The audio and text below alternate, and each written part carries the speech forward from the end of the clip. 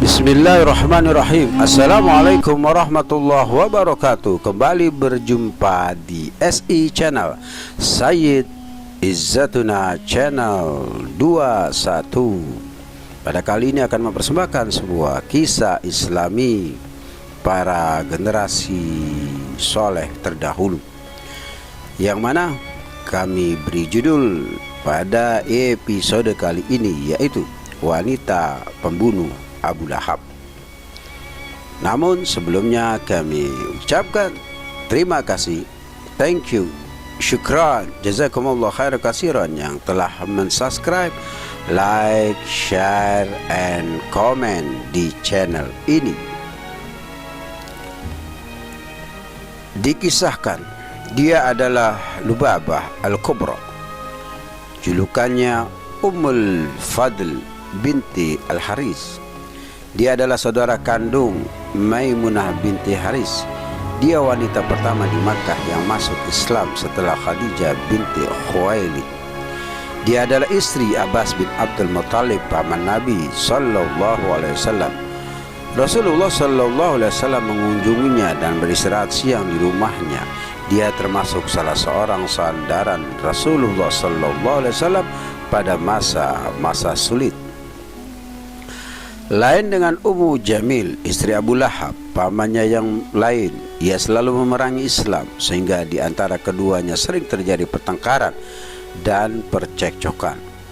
Ummul Fadil dan suaminya Abbas serta anak-anak mereka sepakat untuk menyembunyikan keislaman mereka karena takut kepada orang-orang musyrik. Allah berkehendak kepada Abbas untuk tertawan di tangan kaum muslimin pada saat perang Badar, karena kaum muslimin belum mengetahui keislamannya. Hal ini menyulitkan Rasulullah sallallahu alaihi wasallam karena dia sallallahu alaihi wasallam mengetahui keislaman Abbas. Maka Abbas menebus dirinya seperti orang musyrik lain sehingga tidaklah terbongkar keislamannya. Ummu Fadil mendengar berita suaminya yang ditawan.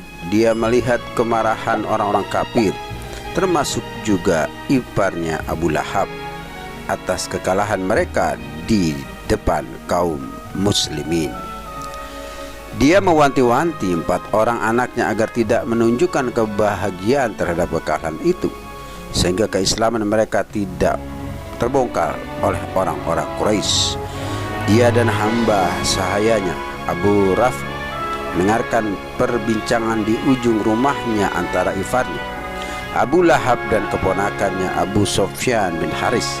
Saat itu Abu Sufyan menceritakan kepada Abu Lahab bagaimana kaumnya kalah dari kaum muslimin, sementara Abu Lahab hanya bisa marah-marah dan kesal, sedangkan Ummul Fadil bergembira dengan apa yang didengarnya. Lalu Ummul Fadil mendengar Abu Sufyan berkata, "Demi Allah, walaupun demikian aku tidak menyalahkan mereka. Kami menghadapi orang-orang putih berkuda putih di antara langit dan bumi. Tak ada yang bisa mengalahkan mereka." Ummul Fadil merasa senang dengan apa yang didengarnya. Tetapi Abu Rafi, pelayannya, tidak kuasa menahan diri, lalu berteriak, "Demi Allah, itu adalah malaikat." Maka Abu Lahab bangkit dengan amarah menyala-nyala di kedua matanya dan memukul Abu Rafi dengan keras. Karena inilah Ummul Fadil lupa terhadap langkah menyembunyikan keislamannya dari penduduk Makkah. Saat itu juga dia mengambil sebuah tiang yang ada di rumahnya dengan mengumpulkan segala kekuatannya, memukul keras tepat di kepala Abu Lahab hingga dia terluka cukup parah, seraya berkata, "Beraninya kamu hanya pada saat majikannya tidak ada." Abu Lahab meninggalkan rumah saudaranya Abbas dengan darah menetes dari kepalanya. Hanya 7 malam luka Abu Lahab semakin parah dan bekas yang ditinggalkan oleh pukulan itu menembus sampai ke otaknya. Dia terkena penyakit adasah, benjolan sangat berbahaya yang keluar dari tubuhnya, yang hingga si sakit akan sulit untuk diselamatkan. Akibatnya orang-orang pun menjauhinya.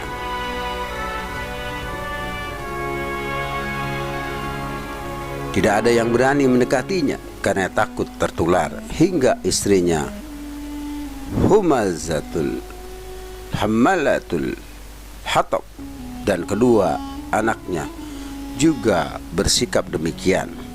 Mereka membiarkannya mengerang sendirian sampai mati. Selama 3 hari jenazahnya tidak ada yang mendekatinya dan tidak seorang pun bersedia menguburnya. Akhirnya karena takut malu lantaran tidak mengurus jenazahnya, maka mereka membuat kubur untuknya, kemudian mendorong jasadnya dengan kayu dan melemparinya dengan batu dari jauh hingga mereka benar-benar telah menguburnya. Demikian kisah seorang perempuan yang telah membunuh Abu Lahab, yaitu musuh Islam yang terbesar saat itu. Demikian kisah Islami kali ini, semoga bermanfaat. Syukran ala musyahadatikum. Thanks for watching. Assalamualaikum warahmatullahi wabarakatuh.